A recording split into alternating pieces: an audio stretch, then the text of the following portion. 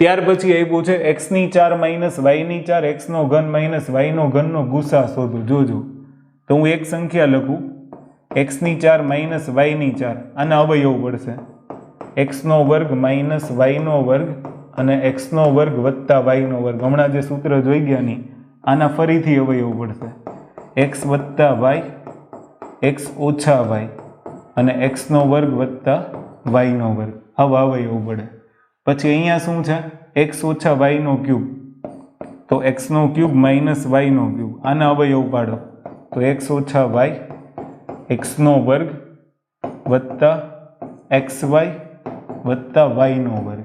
જુઓ તો બંનેમાં છે x માઇનસ y અહીંયા છે ને x માઇનસ y અહીંયા છે તો બંનેમાં કોમન ફેક્ટર કયું છે x માઇનસ y. તો આનો લસા શું આવશે સોરી આનો ગુસા શું આવશે કોમન ફેક્ટર શું આવશે x માઇનસ y. તો પરીક્ષામાં પૂછે ત્યારે ધ્યાન રાખવાનું. અગર માની લો કે તમને આનો લસા પૂછ્યો હોત, ધ્યાનથી સાંભળજો, અગર તમને આનો લસા પૂછ્યો હોત તો એકમાંથી તમારા પદ કાઢી નાખવાનું હતું, બાકી જે વધ્યું એ જવાબ. તો શું વધ્યું?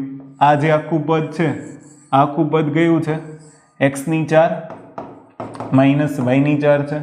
પછી આ એક પદ આવશે તો શું આવશે x નો વર્ગ વત્તા xy વત્તા y નો વર્ગ. લસા થઈ ગયો. ક્લિયર? તો આ LCM આવી ગયો અને ધ્યાન રાખજો આ LCM છે અને આ HCF છે.